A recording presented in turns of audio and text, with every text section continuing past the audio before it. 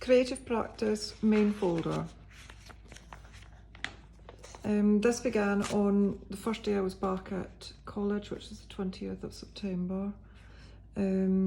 Lots of thoughts around painting, masks, fans, after some many conversations over the summer. Kondo Takahiro was introduced to me by Ruta, who I had worked closely with in September, and she lent me her book that she had curated, and I found that very interesting, and similar themes around body as a vessel and masks and using your own human body as the subject.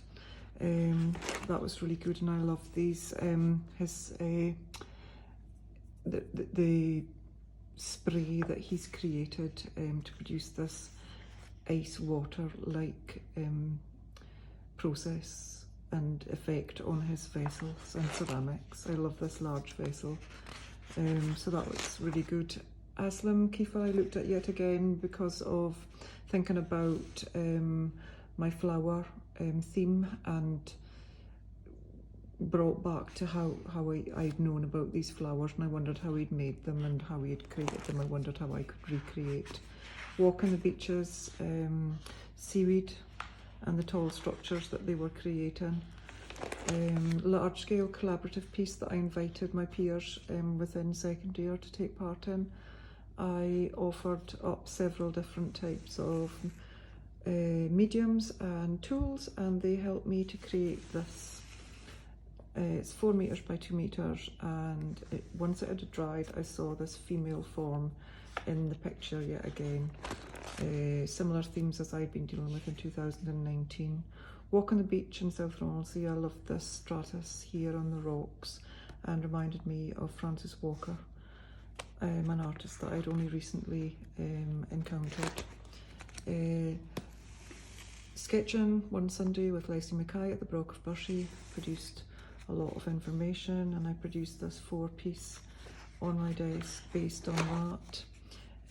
Lots of sketching. Laura Weaver workshop on the 28th of September was really informative. Brought back to her sense of working, the importance of line and the weight of line and the freedom. Mosaic, building, landscapes, and then forming a painting through the repetitive line and using tones and layers of tone. That was a really positive day for me.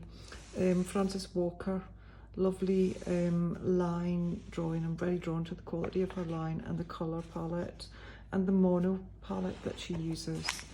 I felt a very need to do something on a large scale, so I put this large piece of paper on the wall and just really began to make marks, and I began to build that up. That started on the 28th of September. Again, just drawing about this human form that I had seen in 2019, very much my form in response to me and my new body. Very much kind of Edvard Munch inspired. On-site sketching at Sandside for more information for paintings, the landscape and pencil, small details of plants, and then details of rock formations tonally and in line, different mediums, all done on site, and then bringing some of that back into my large scale paintings in the studio. Knew I needed more information for that. Again, here's the collaborative piece on the floor. I picked it up off the floor after this day and put it on the wall. Realisation, well, not realisation, but a reminder that there's these lovely landscapes within the burn sand, and to go back and to draw them. Also the liching and rubbings that I had done on site at Sandside. Detailed marks of my large scale painting.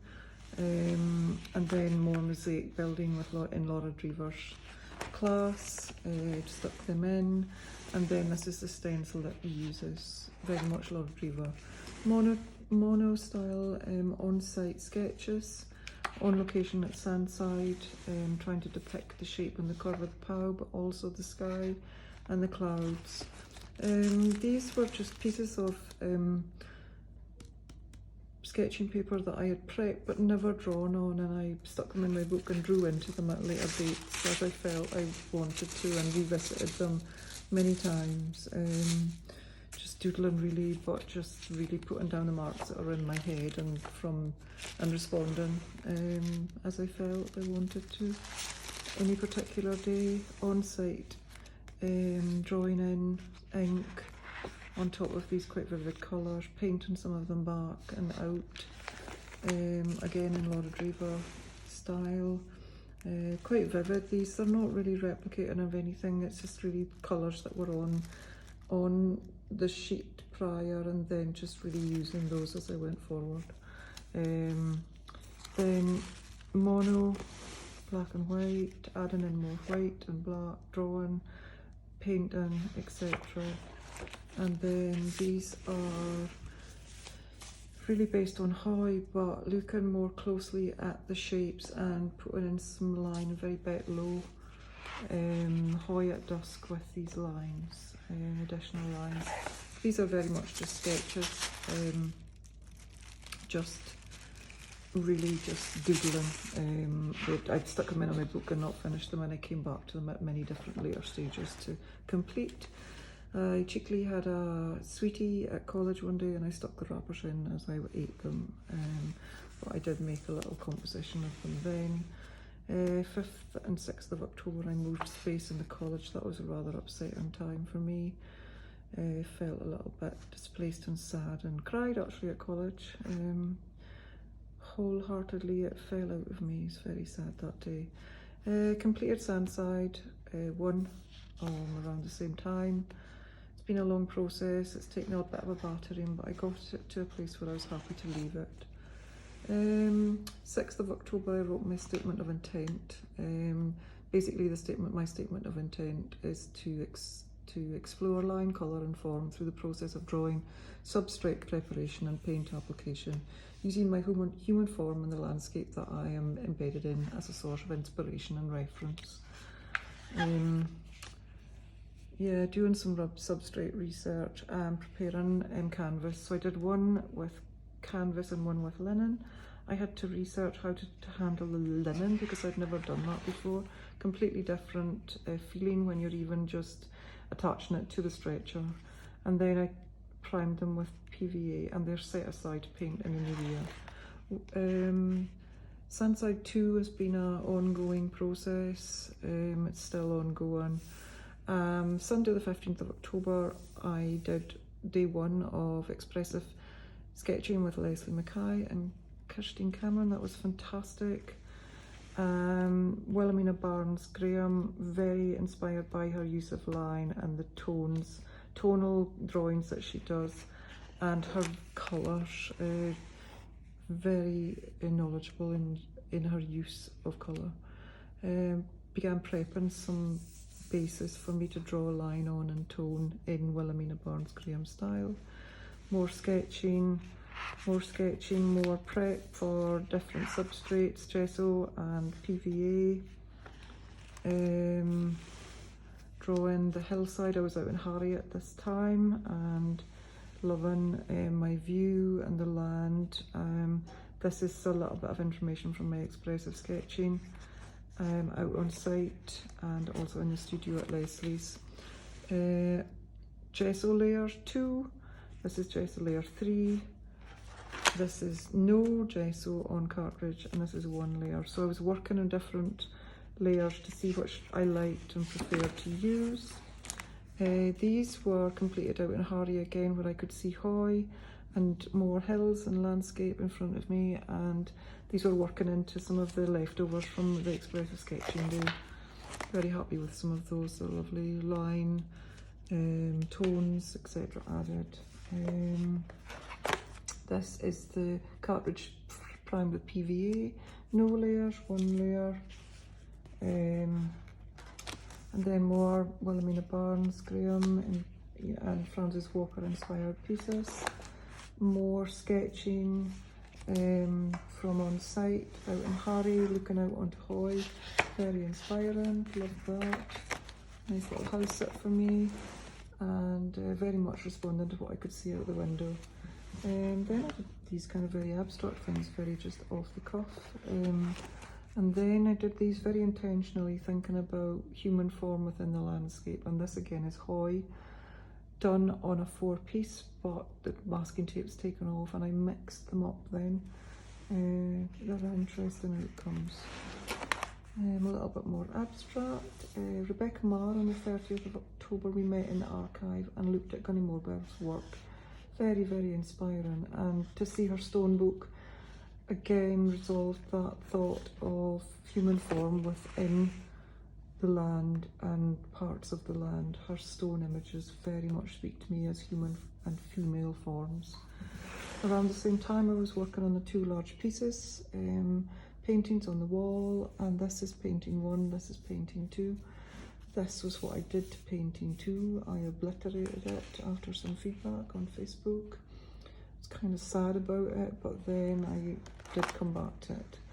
These are my first paintings from moving out to Dernis on the 16th of November. Very inspired by my view and my space in the land I could see. Again, this is based on Dernis and out my window. Walking the beaches and the headlands, this lovely headland. I did this from memory as I came back last Sunday, the 19th. Images, again, a Sandside, I spent some time there.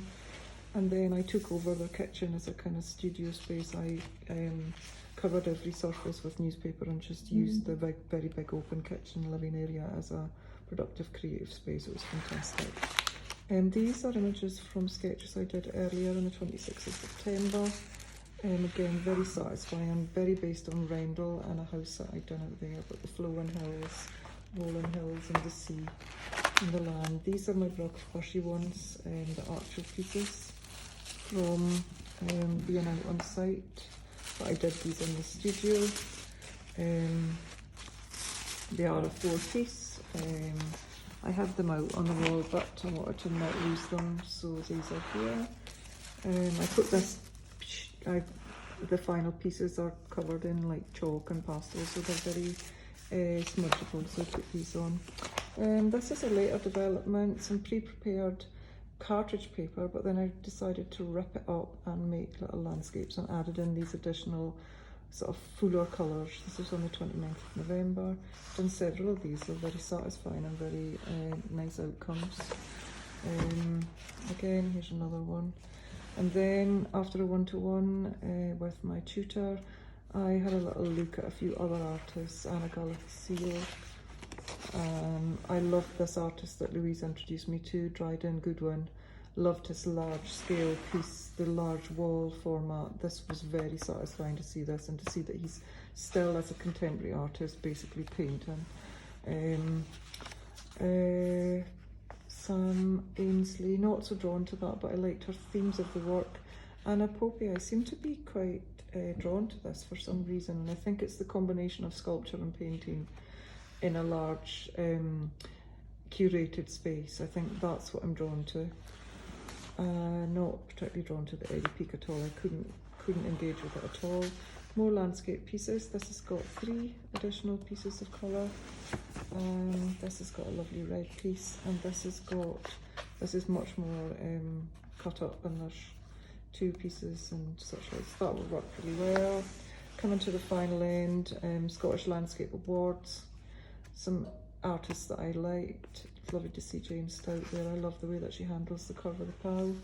Large scale painting 2, I got it to a resolved space. I attacked it again on the 23rd of November, and then again on the 24th, and brought it to a final resolved place that I'm kind of happy with.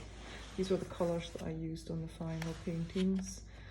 So this is painting 1 as it sits now, and this is painting 2. And this is my final curated space. This is what I curated for Tuesdays, group crit. Then after that, I reduced the curation a little bit, brought my cups down so that people could see into them, added my lantern, I did. And this is the picture, an image from the still of the movie that's projected on top. These are some images of the moving image being projected onto painting one, which I was most drawn to, and I loved the way that it added additional textures and layers, and that is inspiring for me to go forward with my painting. Just a little bit of sketching from the big art room window the other day. This is Skersey and the hills behind in Rousey and Rendell. And then this was out of my window here at Dernis. Sort of final drawings. I love the zigzag of the fields. So that is sketchbook number 1.